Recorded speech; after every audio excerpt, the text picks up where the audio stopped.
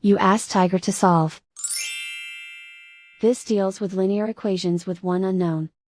The final result is x equals 3. Let's solve it step by step. Group all constants on the right side of the equation. Add 18 to both sides. Simplify the arithmetic.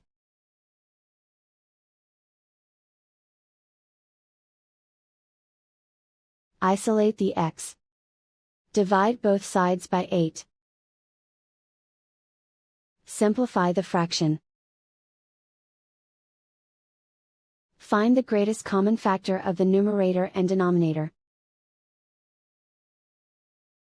Factor out and cancel the greatest common factor. And so the final result is x equals 3.